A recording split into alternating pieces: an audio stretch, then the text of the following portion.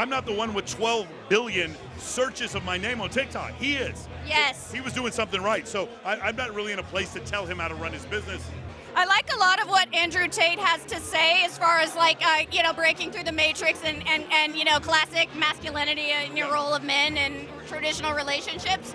I'm a little concerned about the idea that he was selling courses to teach men to trick women that they were in love with them and then use them as cam girls to make profit off of them. Yeah, Do you think that is an ethical business model? I think so. First off, I don't think the entire business model was sold in the course. I'd have to look that up. I think that might be a little bit of a reductive way to look at it. Okay. Secondly, there have been men who have probably fallen in love with you before and said anything they could to get you on a date and then realized that they were in love with you. That's absolutely true. So this idea that like we're tricking a girl we like to hang out with us, the ethical nature of that, I don't know. Well, it's the camming part, and these were not adult actors. Right. So the part with the camming, I have a hard, if this is a situation where the girl has no choice, I have a problem with it. I just know too many cam girls that live in Vegas, LA, and that live in Miami, and no one's extorting them to do these things. Of course not. They do it, they have clients that they've had for years. Some of them don't even take their clothes off. So what's happened though is the narrative is all cam girls are prostitutes. All cam girls are being exploited 100% And there's of the time. definitely nuance. And that's not the truth. Right. But hold on, if you ask the average person who's reading the story, all cam girls are prostitutes. All cam girls are being exploited, and that's just not the case. 99% of cam girls. That's not fair to adult women who, Correct. in good conscience, choose that. Correct, but you'll find that the majority of girls who believe that sex workers have the right to do whatever they want, they generally don't believe this story. Right? Again, I don't know if Andrew Tate is guilty or not. What I am very fascinated by is the people who are already making presumptions who don't have the facts, and how the presumptions are always based on a previous narrative they have. Well, I'm pro Andrew Tate. That was the first thing that had made me reconsider. If you believe he's a misogynist, you believe he's guilty. I found a one-to-one correlation with that, and so that is what's problematic to me. He may be guilty, he may be innocent, I don't know. Yeah. What I do know is that if you believe he was dangerous, then you're sure he was guilty. Does that make sense?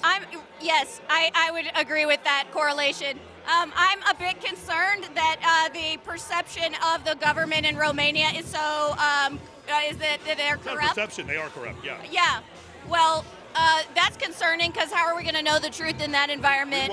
We won't, and it gives both, here's the thing, it gives both sides the leeway. So that's dangerous, the court of public opinion. When he's acquitted, all the people who think he's misogynist will say he's still guilty, and if he's not acquitted, then all the people who are pro Andrew Tate will think it's a conspiracy. But there's so much leeway, because we would probably say, whereas Romania may be corrupt, is it as corrupt as the United States? I don't know, but there are people on both sides who think that our elections were stolen here. Yes. So you don't think that they were going to happen in Romania? Of course it's going to happen. So there's not going to be any solidified answer.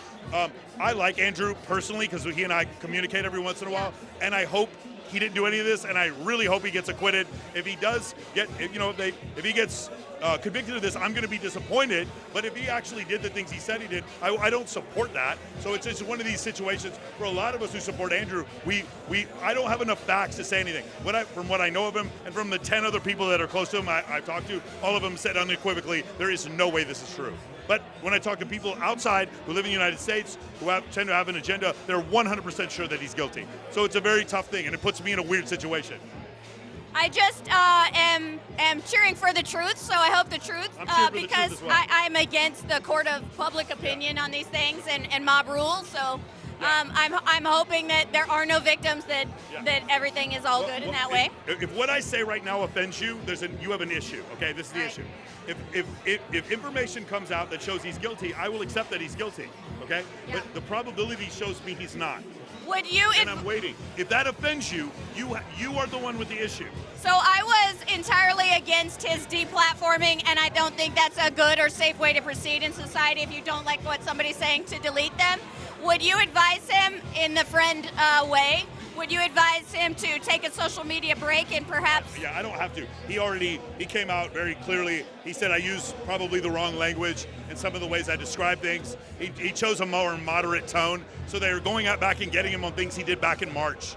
I mean, it's tough. Like I do wish he had used different analogies for some of his examples, but that's him. I mean, Andrew was at the same time. While I say that, I'm not the one with 12 billion searches of my name on TikTok. He is. Yes. He was doing something right. So I'm not really in a place to tell him how to run his business.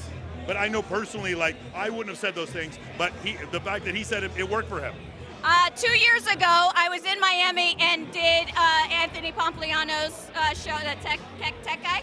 I did his show, and the day before he had interviewed Andrew Tate, and Andrew Tate was somebody that he likened. He was trying to explain him to me. I didn't know who he was at the time, and he sat on that interview for 2 years until he wanted to. It felt like it was a safe conversation. But he called him the future Alex Jones.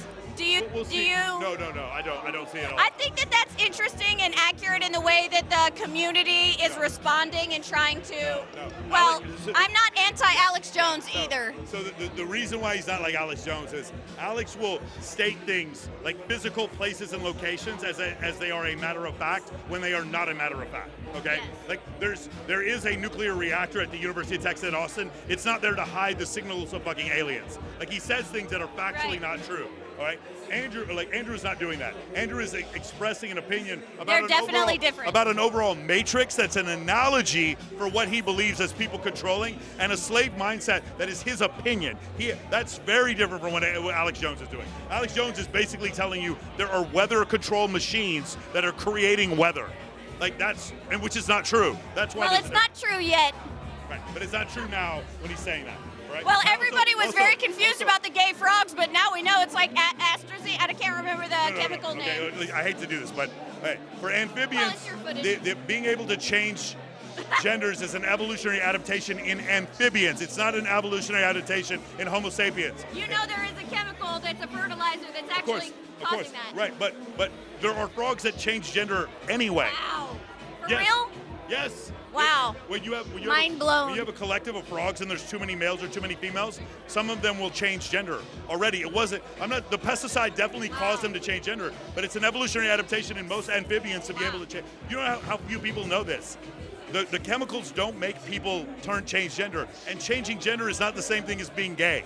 So should there be no reason that people have a hang up about humans doing this? About doing what?